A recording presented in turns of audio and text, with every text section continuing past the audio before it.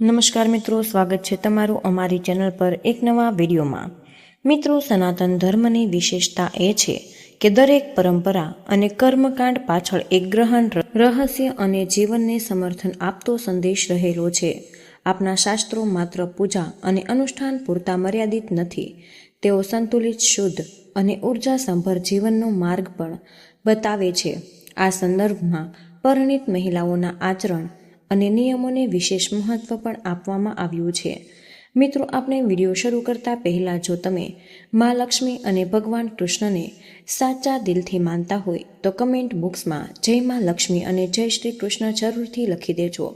મિત્રો, વિડીયોને લાઇક કરી ચેનલને પણ સબસ્ક્રાઇબ કરવાનું ભૂલશો નહીં, જેથી મા લક્ષ્મીની કૃપા સદા તમારા પરિવાર પર વરસતી જ રહે। મિત્રો, તમે આ વિડીયો ક્યાંથી જોઈ રહ્યા છો તે અમને તમારું નામ નીચે કમેન્ટ બોક્સમાં જરૂરથી જણાવી દેજો અને અમને ખુશી થશે।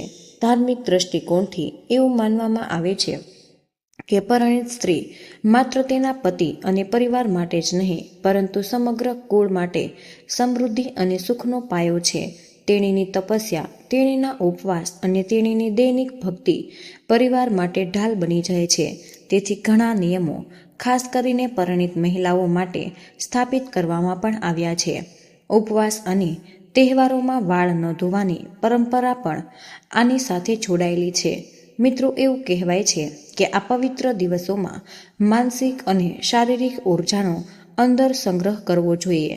વાળ ધોવાથી આ ઉર્જાનો નાશ થવા લાગે છે અને વ્રતનું પુણ્ય ઘટી જાય છે। જ્યારે આ દ્રશ્યમાં ન હોય એવું માનવામાં આવે છે કે તેની ઊંડી આધ્યાત્મિક અસર જે છે। આનો અર્થ એ નથી કે સ્ત્રીઓએ અપવિત્ર રહેવું જોઈએ। શાસ્ત્રો એવું પણ સલાહ આપે છે કે તેઓએ સ્નાન કરવું જોઈએ, પરંતુ તેમના વાળમાં ભારે પાણીનો ઉપયોગ કરવાનું એને ટાળવું જોઈએ। તેના બદલે પાણીના હળવા સ્પર્શ, તિલક, કપાલનું નિશાન અથવા તો ફૂલની સુગંધ દ્વારા શુદ્ધતા જાળવવી શ્રેષ્ઠ છે। આ પ્રથાનું એક વૈજ્ઞાનિક પાસું પણ છે। પ્રાચીન સમયમાં ઠંડા પાણીથી વારંવાર માથું ધોવા સ્વાસ્થ્ય માટે હાનિકારક માનવામાં આવતું। ખાસ કરીને ઉપવાસ દરમિયાન શરીર પહેલેથી જ નબળું પડે અને માથા પર પાણી રેડવું અસુવિધાજનક હોઈ શકે છે। તેથી આ પરંપરા ધીમે ધીમે ધાર્મિક બની ગઈ છે। તેથી એ સમજવું જરૂરી છે કે ધર્મનો દરેક સિદ્ધાંત કેવળ અંધશ્રદ્ધા નથી, પરંતુ અનુભવ, વિજ્ઞાન અને શ્રદ્ધાનો સંગમ છે। જ્યારે પરિણીત મહિલાઓ આ સિદ્ધાંતોનું પાલન કરે છે, ત્યારે તેઓ માત્ર તેમના પરિવારને જ લાભ નથી આપતા, પરંતુ સમાજ અને સંસ્કૃતિના મૂળને પણ મજબૂત બનાવે છે। એવું પણ માનવામાં આવે છે કે પરિણીત મહિલાઓનું આચરણ માત્ર તેમના અંગત જીવન સાથે જોડાયેલું નહીં, પરંતુ તેમના સમગ્ર પરિવારના સુખ, સૌભાગ્ય અને સમૃદ્ધિ સાથે પણ જોડાયેલું છે। કેટલીક વાર સ્ત્રીઓ સમયના અભાવ અથવા તો સ્વાસ્થ્યની સમસ્યાઓના કારણે તેમના વાળ ધોઈ પણ નથી શકતી, અને આવા સંજોગોમાં પણ તેઓ સદાચાર અને ભક્તિ પ્રાપ્ત કરી શકે છે। ભલામણ કરેલ પદ્ધતિ એ આવે છે કે સ્નાન કરતી વખતે ફક્ત શરીરને સાફ કરવું, વાળ પર પાણી સીધું રેડવું નહીં, પરંતુ ગંગાજળના થોડા ટીપા છાંટવા। આ રીત સંપૂર્ણ શુદ્ધિકરણ માનવામાં આવે છે, અને પ્રાર્થના દરમિયાન ચૂંદડી અથવા તો પલ્લુથી માથું ઢાંકવું એ આદર અને ગૌરવનું પ્રતીક માનવામાં આવે છે, જે પૂજાને વધુ ફળદાયી બનાવે છે। શાસ્ત્રોમાં મહિલાઓને ઘરની લક્ષ્મી કહેવામાં આવે છે। તેમના આચરણમાં શુદ્ધતા અને સંયમ પરિવારની સુખાકારી સુનિશ્ચિત કરે છે। જો તેઓ પણ સૂર્યોદય પછી આળસથી સૂઈ જાય છે, તો મિત્રો, ઘરમાં સકારાત્મક ઉર્જા ઓછી થઈ જાય છે, અને ધાર્મિક વિધિઓની ઉપેક્ષા કરવાથી દેવીના આશીર્વાદમાં ઘટાડો થઈ શકે છે। ખોરાક બનાવતી વખતે અશુદ્ધ સ્થિતિ અથવા તો નકારાત્મકતા માનસિકતા ઘરના વાતાવરણને પણ અસર કરી શકે છે, કારણ કે રસોડું ઘરનું હૃદય માનવામાં આવે છે। વળી પતિ કે પરિવાર પ્રત્યે કઠોર શબ્દ બોલવાથી ઘરમાં અસંતોષ અને અશાંતિ વધી શકે છે। મિત્રો, આ પરંપરાઓને માત્ર અંધશ્રદ્ધા ગણવી યોગ્ય નથી, પરંતુ જીવનશૈલીને શિસ્તબદ્ધ, સંતુલિત અને સુમેળભર્યું બનાવવાનું સાધન છે। વાળ ધોવા અંગેના નિયમો માત્ર ધાર્મિક માન્યતાઓ પૂરતા જ મર્યાદિત નથી હોતા, પરંતુ સ્વાસ્થ્ય અને જીવનશૈલી માટે પણ ગહન અસરો ધરાવે છે। ઉપવાસના દિવસોમાં જ્યારે શરીરમાં પહેલેથી જ ઓછી ઉર્જા હોય છે ત્યારે વાળ ધોવાથી વધારાની ઉર્જાનો વ્યર્થ થાય છે અને તેથી જ પ્રાચીન ઋષિમુનિઓએ આવા દિવસોમાં વાળ ધોવાની સલાહ આપી હતી, જેથી વ્યક્તિ નબળાઈ કે સુસ્તી ન અનુભવે અને જેથી સાધકો આત્મવિશ્વાસ પર ધ્યાન કેન્દ્રિત કરી શકે. ઉપવાસનો મૂળ હેતુ આત્મનિયંત્રણ અને માનસિક સ્થિરતા છે, જે ત્યારે જ શક્ય છે જ્યારે શરીર સંતુલિત હોય. આ સંતુલન આધ્યાત્મિક અભ્યાસને મજબૂત બનાવે છે. આ પરંપરાઓ પરિણીત મહિલાઓ માટે વધુ મહત્વપૂર્ણ બની જાય છે, કારણ કે તેમની ક્રિયાઓ તેમના સુધી મર્યાદિત જ નથી. તેમની દરેક ક્રિયા પરિવારની સમૃદ્ધિ, સારા નસીબ અને તેમના બાળકોની સુખાકારી સાથે જોડાયેલી માનવામાં આવે છે. તેથી જ ધાર્મિક ગ્રંથોએ વાળ ધોવા અંગે ચોક્કસ નિયમો સ્થાપિત કર્યા છે. ઉદાહરણ તરીકે, બુધવાર અને ગુરુવારે વાળ ધોવા પર પ્રતિબંધ છે, કારણ કે તે ભાઈ, બાળકો અને પરિવાર માટે હાનિકારક માનવામાં આવે છે. શનિવારે આમ કરવાથી પતિના સ્વાસ્થ્ય અને ઘરની શાંતિ પર અસર થાય છે. તેનાથી વિરુદ્ધ, અઠવાડિયાના અમુક દિવસો જેમ કે સોમવાર, શુક્રવાર અને રવિવાર અત્યંત શુભ માનવામાં આવે છે. સોમવારે ચંદ્ર ભગવાનના આશીર્વાદથી માનસિક શાંતિ અને આકર્ષણ વધે છે અને શુક્રવારે દેવી લક્ષ્મીના આશીર્વાદથી ઘરમાં સમૃદ્ધિ અને સંપત્તિ આવવા લાગે છે અને રવિવારે સૂર્ય ભગવાનના આશીર્વાદથી આરોગ્ય અને તેજ વધે છે. આમ શાસ્ત્રો માત્ર નિષેધ જ નથી, પરંતુ સંતુલિત જીવન જીવવા માટે યોગ્ય સમય પણ દર્શાવે છે. આ પરંપરાઓ માત્ર અંધશ્રદ્ધા પર આધારિત નથી, પરંતુ તેમાં ઊંડા સાંસ્કૃતિક અને ઉર્જા સંતુલન કારણો હોવાનું માનવામાં આવે છે. આપણા શાસ્ત્ર અને જ્યોતિષીય માન્યતાઓ જણાવે છે કે અઠવાડિયાના અમુક એવા દિવસોમાં ગ્રહોની શક્તિઓ માનવ જીવન પર સીધી અસર કરી શકે છે. તેથી જ તે દિવસોમાં કરવામાં આવેલા કાર્યને ફાયદાકારક અથવા તો નુકસાનકારક માનવામાં આવે છે. એવું માનવામાં પણ આવે છે કે વાળ ધોવાથી માથાની ચામડીની ઊર્જાને અસર કરી શકે છે. તેથી આ પ્રથા દરરોજ સમાન રીતે મહત્વપૂર્ણ માનવામાં આવતી નથી. ગુરુવાર અને શનિવારે તે પ્રતિબંધિત છે, કારણ કે મિત્રો, આ દિવસો ગુરુ અને શનિ ગ્રહો સાથે સંકળાયેલા હોય છે, જે આયુષ્ય અને સ્થિરતા સાથે સંકળાયેલા છે. આ દિવસોમાં વાળ અથવા નખ ધોવા અથવા તો કાપવાથી પરિવાર પર નકારાત્મક અસર થવાની આશંકા છે. સોમવારે પણ વિવાહિત સ્ત્રીઓ માટે તેમના વાળ ધોવા આરોગ્ય માનવામાં આવે છે, કારણ કે મિત્રો, આ દિવસ ભગવાન શિવ અને પારિવારિક સુખ અને શાંતિ સાથે સંકળાયેલો છે. બુધવારે ખાસ કરીને યુવતીઓને સલાહ આપવામાં આવે છે કે તેમના જીવનમાં શુભતા જાળવી રાખવા માટે તેમના વાળ બિલકુલ ન ધોવાથી વિપરીત શુક્રવારે વાળ ધોવાને શુભ માનવામાં આવે છે, કારણ કે મિત્રો, તે દેવી લક્ષ્મીનો દિવસ છે અને તે ઘરમાં સમૃદ્ધિ, સૌભાગ્ય અને સકારાત્મકતા લાવે છે. જો તમે માં લક્ષ્મી અને ભગવાન કૃષ્ણને સાચા દિલથી માનતા હોય તો તમે કમેન્ટ બોક્સમાં જય માં લક્ષ્મી અને જય શ્રી કૃષ્ણ જરૂરથી લખી દેજો. અને મિત્રો, વિડીયોને લાઇક કરીને ચેનલને સબસ્ક્રાઈબ કરી દેજો, જેથી માં લક્ષ્મીની કૃપા સદાકાળ માટે તમારા પરિવાર પર વરસતી રહે. મિત્રો, તમે આ વિડીયો ક્યાંથી જોઈ રહ્યા છો અને તમારું નામ નીચે કમેન્ટ બોક્સમાં અમને જરૂરથી જણાવજો અને અમને એ ખુશી થશે. વાસ્તવમાં આ નિયમો માત્ર વિશ્વાસ પૂરતા જ મર્યાદિત ન હતા, પરંતુ મિત્રો, શિસ્ત, વૃદ્ધ જીવન અને આરોગ્ય અને સ્વચ્છતાની સાથે ગ્રહોની શક્તિઓનો સુમેળ પર આધારિત હતા. અને ઘણા પરિવારો આજે પણ આ પરંપરાઓનું પાલન કરે છે, પછી ભલે તેઓ તેમને આધ્યાત્મિક કારણો જણાવતા હોય અથવા તો ફક્ત કુટુંબના રિવાજો તરીકે તેનું પાલન કરતા હોય. પરંતુ મિત્રો, હિન્દુ ધર્મમાં સિંદૂર એ માત્ર શણગારની જ વસ્તુ નથી, પરંતુ એક ઊંડા આધ્યાત્મિક અને સાંસ્કૃતિક પ્રતીક છે. વિવાહિત સ્ત્રીના વિદાય પર લાગુ સિંદૂર વૈવાહિક આનંદ, તેના પતિના આયુષ્ય અને કુટુંબની સમૃદ્ધિનું પ્રતિનિધિત્વ કરે છે. તેને માત્ર પરંપરા ન ગણવી જોઈએ, પરંતુ શરીર, મન અને ભાવના સાથે જોડાયેલું છે. વિદાયનો સંબંધ મગજના સહસ્ત્રાકાર ચક્ર સાથે હોવાનું મનાય છે, જેમાંથી આધ્યાત્મિક ઉર્જા વહે છે. લાલ સિંદૂર શક્તિ, પ્રેમ અને સકારાત્મક ઉર્જાનું પ્રતીક છે. જે પારિવારિક જીવનમાં સુમેળ અને સ્થિરતા લાવે છે.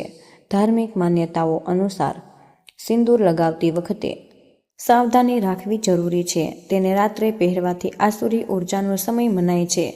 તૂટેલા અરીસામાં જોવું અથવા અધૂરું સિંદૂર લગાવવું એ અશુભ મનાય છે, કારણ કે તે અપૂર્ણતા અને દુર્ભાગ્ય સાથે સંકળાયેલું હોય. તદુપરાંત અન્ય કોઈના સિંદૂરનો ઉપયોગ તેની ઉર્જાસભર અસરને કારણે પ્રતિબંધિત છે. તેના ફાયદા ધાર્મિક દ્રષ્ટિકોણ સુધી મર્યાદિત નથી. સિંદૂરના ગુણોને વૈજ્ઞાનિક રીતે પણ ઓળખવામાં આવ્યા છે. તેમાં હાજર પારો ઠંડકની અસર પ્રદાન કરે છે, માનસિક તાણ ઘટાડે છે અને નર્વસ સિસ્ટમ પર હકારાત્મક અસર કરે છે. સામાજિક રીતે સિંદૂર પહેરવું એ પણ એક સંકેત આપે છે કે સ્ત્રી તેનું ઘરેણું ફરજો પૂરી કરી રહી છે. તેને વિશ્વાસ, આરોગ્ય, સુંદરતા અને પારિવારિક સંવાદિતાનો અદ્ભુત સંગમ કહેવામાં આવ્યું છે. એવું પણ માનવામાં આવે છે કે વિવાહિત સ્ત્રીના વાળના વિભાજનમાં સિંદૂર માત્ર સુંદરતાનું પ્રતીક જ નથી, પરંતુ તે તેના પતિ અને પરિવારના જીવન, સન્માન અને સમૃદ્ધિનો પણ સંકેત આપે છે. શાસ્ત્રો તેને પરિણીત સ્ત્રી માટે સૌથી મહત્વપૂર્ણ શણગાર તરીકે વર્ણવે છે. જ્યારે કોઈ સ્ત્રી સિંદૂરને ખૂબ જ હળવાશથી લગાવે અથવા તો તેને તેના વિદાયમાં છુપાવે છે, ત્યારે તે એવી છાપ આપે છે કે પરિણીત જીવનની ગરિમાને સંપૂર્ણપણે સ્વીકારી રહી નથી. એવી પણ એક લોકપ્રિય માન્યતા છે કે આનાથી તેના પતિના સન્માન અને સામાજિક સ્થિતિ પર પ્રતિકૂળ અસર થઈ શકે છે. તેથી જ તેના વાળના વિભાજનમાં સ્પષ્ટપણે અને ખુલ્લા આમ સિંદૂર લગાવવું તેના પતિનું પ્રતિષ્ઠાનું સન્માન માનવામાં આવે છે અને મિત્રો, પરિવારમાં સકારાત્મકતા લાવે છે. પરંપરાગત રીતે એવું કહેવામાં આવ્યું છે કે જેમ દીવાની જ્યોત દરેકને પ્રકાશિત કરે છે, તેવી જ રીતે પરિણીત સ્ત્રીનું દ્રશ્યમાન સિંદૂર સૌભાગ્ય લાવે છે અને તેને છુપાવવું એ સૌભાગ્યનું દમન માનવામાં આવે છે, જે ઘરમાં નકારાત્મકતા લાવી શકે છે. એ જ રીતે સાંજે વાળને કાસ્કો કરવો ખાસ કરીને સૂર્યાસ્ત પછી વર્જિત માનવામાં આવ્યું છે. એક જૂની એવી માન્યતા છે કે આ સમયે વાળને કાસ્કો કરવાથી ઘરની સકારાત્મક ઉર્જા નબળી પડી જાય છે અને દેવી લક્ષ્મીને તેના સ્થિર નિવાસમાં રહેવાથી અટકાવે છે. અસ્વચ્છ અથવા તો કપાયેલા વાળને અશાંત મન અને નકામા ખર્ચની નિશાની માનવામાં આવી છે. તેથી અમારા પૂર્વજોએ અમને સૂચન આપી છે કે સાંજ પછી અમારા વાળ કાસ્કો ન કરવા, જેથી ઘરમાં શાંતિ, સૌભાગ્ય અને આર્થિક સ્થિરતા જળવાઈ રહે. સનાતન પરંપરામાં રસોડાને માત્ર રસોઈ બનાવવાની જગ્યા જ નહીં, પરંતુ સમગ્ર ઘરનો આત્મા અને પરિવારની જીવનશક્તિનો સ્ત્રોત માનવામાં આવ્યો છે. આનું કારણ એ છે કે જેમ શરીરને જીવંત રાખવા માટે હૃદયમાંથી લોહી વહે છે, તેમ રસોડામાં તૈયાર કરવામાં આવતો ખોરાક પરિવારના દરેક સભ્ય સુધી પહોંચે છે, જે તેમને શક્તિ, સંતુલન અને આરોગ્ય પ્રદાન કરે છે. આથી જ પ્રાચીન ભારતીય સંસ્કૃતિમાં રસોડાને પવિત્ર સ્થળ, મંદિર અને ધ્યાન સ્થળ તરીકે સમાન મહત્વ આપવામાં આવ્યું છે. મિત્રો, શાસ્ત્રો અને પરંપરાઓ એવું સૂચવે છે કે મહિલાઓએ રસોડામાં પ્રવેશતા પહેલા સ્નાન કરવું જોઈએ અને સ્નાન કરવાથી શરીર અને મન બંને શુદ્ધ થાય છે અને નકારાત્મક શક્તિઓ દૂર થાય છે. આ પ્રક્રિયા વ્યક્તિને શાંત અને શુદ્ધ ભાવના સાથે ખોરાક તૈયાર કરવાની મંજૂરી આપે છે અને જે સીધા ખોરાકમાં પ્રસારિત થાય છે. અને એવું કહેવાય છે કે ખોરાક માત્ર શરીરને જ પોષણ નથી આપતું, પરંતુ આત્માને શુદ્ધતા અને મનને શાંતિ પણ આપે છે. તેથી જ સ્વચ્છતા અને શુદ્ધતાને રસોડામાં પ્રાથમિક પાયો ગણવામાં આવ્યું છે. રસોડાને અગ્નિદેવતાનો વાસ માનવામાં આવે છે. સ્વચ્છ અને શુદ્ધ રસોડું પ્રસાદ જેવો ખોરાક ઉત્પન્ન કરે છે, જેનું સેવન કરવાથી પરિવારમાં સુખ, સમૃદ્ધિ અને આરોગ્ય આવે છે. સ્નાન કર્યા પછી તૈયાર કરવામાં આવેલા ખોરાક સકારાત્મક ઉર્જા અને દેવી કૃપાથી ભરપૂર હોય છે, જે તેને માત્ર ભોજન કરતાં પણ વધુ એક દેવી પ્રસાદ બનાવે છે. સાવરણીને માત્ર સફાઈનું સાધન ગણવું તેના સાચા મહત્વને ઓછો અંદાજ આપે છે. હિન્દુ ધર્મ અને વાસ્તુશાસ્ત્રમાં સાવરણીને દેવી લક્ષ્મીનું પ્રતીક મનાયું છે અને તે ઘરમાં સમૃદ્ધિ, સ્વચ્છતા અને સકારાત્મક ઉર્જાનો પાયો છે. જ્યારે કોઈ વ્યક્તિ સાવણીનો અનાદર કરે છે, તેને પગથી સ્પર્શ કરે અથવા તો તેને લાત મારે તો દેવી લક્ષ્મીનું અપમાન માનવામાં આવે છે. તેનાથી ન માત્ર ઘરની આર્થિક શાંતિ પર અસર થાય, પરંતુ પરિવારમાં અશાંતિ અને નકારાત્મકતા પણ વધે છે. જો ઘરની મહિલાઓ ખાસ કરીને આ નિયમની અવગણના કરે છે, તો મિત્રો આખા પરિવારને તેની અસર થાય છે. ભારતીય લોક પરંપરાઓ માને છે કે જ્યાં સાવણીનો આદર કરવામાં આવે છે, ત્યાં ગરીબી દૂર થાય છે અને દેવી લક્ષ્મી કાયમ માટે ત્યાં નિવાસ કરે છે. આ માત્ર ભૌતિક સુખાકારી પૂરતું જ મર્યાદિત નથી, પરંતુ પારિવારિક સંબંધોમાં સંવાદિતા, પ્રેમ અને ઉર્જા પણ જાળવી રાખે છે. જેમ દરવાજાને લાત મારવી એ ઘર અને અતિથિનો અનાદર માનવામાં આવે છે, તેમજ સાવણીનો અનાદર નકારાત્મક ઉર્જાને આમંત્રણ આપે છે. ઘર એ ચાર માત્ર દિવાલો જ નથી, પરંતુ જીવનને એક પવિત્ર કેન્દ્ર છે, જ્યાં શિસ્ત, સ્વચ્છતા અને ભક્તિ જરૂરી છે. તેથી સફાઈ કરતી વખતે દરેક સભ્યએ યાદ રાખવું જોઈએ કે શરીર અને મન શુદ્ધતા સાથે સંસાધનોનું સન્માન પણ કુટુંબની સમૃદ્ધિનો પાયો છે. એવું માનવામાં આવે છે કે જ્યારે કોઈ પુરુષ અથવા સ્ત્રી ઘરની સફાઈ કરે છે, ત્યારે તેમના શરીર અને મન પર ધૂળ, ગંદકી અને નકારાત્મક ઉર્જાથી પ્રભાવિત થાય છે.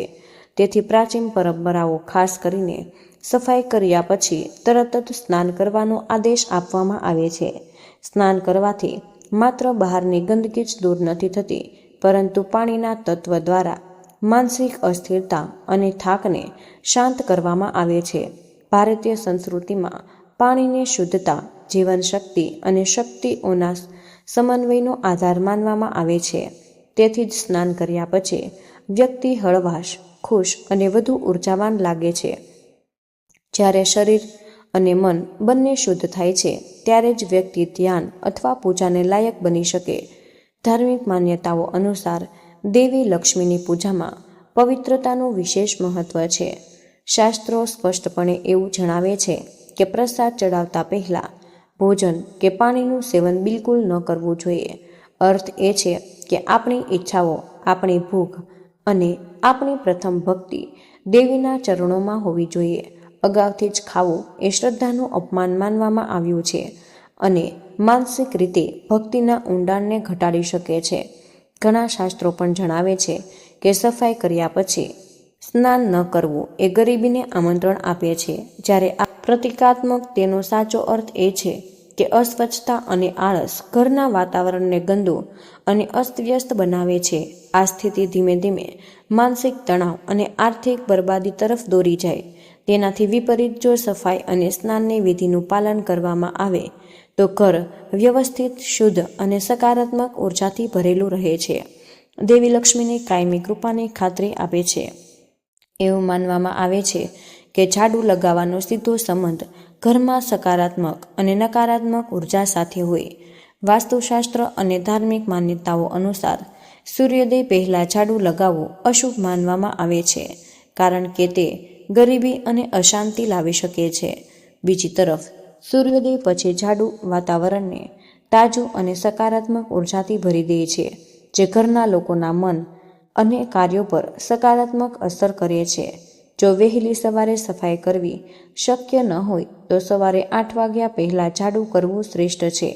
એવું કહેવાય છે કે આ સમય સુધીમાં વાતાવરણ સંપૂર્ણ જાગૃત થઈ જાય છે અને સૂર્યના કિરણો ઘરને શક્તિ આપે છે અને સુખ, સમૃદ્ધિ અને આર્થિક પ્રગતિ લાવે છે. સાંજે ઝાડુ મારવું પણ વિવાદાસ્પદ માનવામાં આવે છે. મોટાભાગની માન્યતાઓ અનુસાર સૂર્યાસ્ત પછી ઝાડુ કરવાથી સંપત્તિની દેવી ગુસ્સે થાય અને બિનજરૂરી ખર્ચ અને મુશ્કેલીઓ તરફ દોરી જાય છે. જોકે જરૂરી હોય તો 4 થી 5:30 વાગ્યાની વચ્ચેની સફાઈ નુકસાનકારક માનવામાં નથી આવતી. આ સમય દિવસના અને રાત વચ્ચે સંતુલન જાળવી રાખે છે. આ પરંપરાનો સાર એ છે કે સફાઈ માત્ર શારીરિક સ્વચ્છતા જ નહીં, પરંતુ માનસિક અને આધ્યાત્મિક ઉર્જાને પણ અસર કરે છે. તેથી યોગ્ય સમયની પસંદગી કરવી જરૂરી છે. જો તમે માં લક્ષ્મી અને ભગવાન કૃષ્ણને સાચા દિલથી તમે માનતા હોય તો મિત્રો કમેન્ટ બોક્સમાં જય માં લક્ષ્મી અને જય શ્રી કૃષ્ણ જરૂરથી લખી દેજો અને વિડીયોને લાઈક કરીને ચેનલને સબસ્ક્રાઇબ કરો, જેથી મા લક્ષ્મીની કૃપા સદાકાળ માટે તમારા પરિવાર પર વરસતી રહે. મિત્રો, તમે આ વિડીયો ક્યાંથી જોઈ રહ્યા છો અને તમારું નામ નીચે કમેન્ટ બોક્સમાં અમને જરૂરથી જણાવજો. મિત્રો, ઘરનો સાચો પાયો ઈંટ, પથ્થરો કે મોંઘી સામગ્રી વડે બાંધવામાં આવતો નથી, પરંતુ મહિલાના હૃદય અને લાગણીઓથી બાંધવામાં આવે છે. જો સ્ત્રી મન, સંતોષ અને પ્રસન્નતાથી ભરેલું હોય તો ઘર સ્વાભાવિક રીતે જ પ્રકાશમય બની જાય છે. જેમ કે એક નાનકડો એવો દીવો ચારે બાજુ પ્રકાશ ફેલાવે છે, તેમજ સ્ત્રીનું હાસ્ય અને સૌમ્ય વર્તન સમગ્ર વાતાવરણને ખુશનુમા બનાવી દે. એવું પણ કહેવાય છે, જ્યાં ક્રોધ અને કડવાશ પ્રવૃત્તિ હોય ત્યાં સૌભાગ્ય અને લક્ષ્મીનો વાસ નથી થતો. જે ઘરમાં સ્ત્રીને ઉપેક્ષા, બોજ અને વેદના સિવાય કશું જ અનુભવાતું નથી, ત્યાંનું વાતાવરણ ધીમે ધીમે ભારે અને બોજરૂપ બનતું જાય છે. આ પરિસ્થિતિ માત્ર સ્ત્રીને જ અસર કરતી નથી, પરંતુ બાળકોના ચારિત્ર અને વિચારસરણી પર, પતિની માનસિક સ્થિતિ અને સમગ્ર પરિવારની ઉર્જા પર પણ ઊંડી અસર કરી જાય છે. આવા ઘરોમાં શાંતિ અને સમૃદ્ધિ નષ્ટ થઈ જાય છે. તેનાથી વિપરીત, જો તેણીને પ્રેમ, આદર અને સ્નેહ મળે છે, તો તેણીનો ઉત્સાહ અને નરમ સ્મિત સમગ્ર વાતાવરણને ઉત્સાહિત કરી જાય છે. ઘરની દિવાલો પણ જીવંત લાગે છે, જાણે જીવનનું સંગીત તેમની અંદર ગુંજતું હોય. તેથી ઘરની પરિપૂર્ણતા ત્યારે જ શક્ય બને છે જ્યારે કુટુંબ સ્ત્રીની કદર કરે અને તેની લાગણીઓને માન આપે. સાચા સુખ અને સમૃદ્ધિનો પાયો સ્ત્રીના સુખમાં રહેલો છે. જો તમે ઈચ્છો કે તમારા ઘરમાં દેવી લક્ષ્મીનો વાસ હોય, તો પહેલા ઘરની સ્ત્રી પ્રત્યે પ્રેમ અને આદર બતાવો. કુટુંબમાં શાંતિ, પ્રેમ અને સમૃદ્ધિ તેના પ્રસન્ન હૃદયમાંથી ઉત્પન્ન થાય છે. પરિણીત મહિલાના મેકઅપનો દરેક ભાગ માત્ર સુંદરતા માટે જ નથી હોતો, પરંતુ તેનું સાંસ્કૃતિક અને આધ્યાત્મિક મહત્વપૂર્ણ હોય છે. સિંદૂરને વૈવાહિક આનંદનું પ્રતીક માનવામાં આવે છે અને તેને ક્યારેય બીજા ન આપવું શુભ માનવામાં આવે છે. શાસ્ત્રો અનુસાર તેની આપલેથી વૈવાહિક જીવન પર નકારાત્મક અસર પડી શકે. તેથી જ કહેવાય છે કે જ્યારે કોઈ સ્ત્રી સિંદૂર લગાવે છે, ત્યારે તેણે પવિત્રતા અને ગુપ્તતા જાળવવી જોઈએ, જેથી કોઈની પણ ખરાબ નજર તેના પર અસર ન કરી શકે અને તેના દાંપત્ય જીવનમાં મધુરતા જળવાઈ રહે. મિત્રો, એ જ રીતે હાથ પરની બંગડીઓ સ્ત્રીના વૈવાહિક આનંદની સુરક્ષાનું પ્રતીક છે. તેમને શેર કરવા અથવા કોઈને ભેદ આપવાથી મતભેદ, વિવાદ અને ખરાબ નસીબ થઈ શકે છે. પાયલ અને અંગૂઠાની વીંટી પરિણીત મહિલાના પતિના આયુષ્ય સાથે સંકળાયેલી છે. મિત્રો, તે અન્ય કોઈને આપવા માટે પ્રતિબંધિત છે, કારણ કે તે પતિના સ્વાસ્થ્ય અને વૈવાહિક સુખાકારી પર પ્રતિકૂળ અસર કરી શકે છે. બિંદી પણ કેવળ શણગારનો ટુકડો નથી, પરંતુ ઉર્જા અને શુભતાનું પ્રતીક છે. તેને વારંવાર શેર કરવાથી દાંપત્ય જીવનમાં એ જ રીતે હાથ પરની બંગડીઓ પણ સ્ત્રીના વૈવાહિક આનંદની સુરક્ષાનું પ્રતીક છે. તેમને કોઈ ભેટ આપવાથી મતભેદ, વિવાદ અને ખરાબ નસીબ થઈ શકે. એ જ રીતે ઘરના વાતાવરણની શુદ્ધતા પણ એટલી જ જરૂરી છે. રસોડું અને વાસણો સાફ કરવા નિર્ણાયક માનવામાં આવે છે.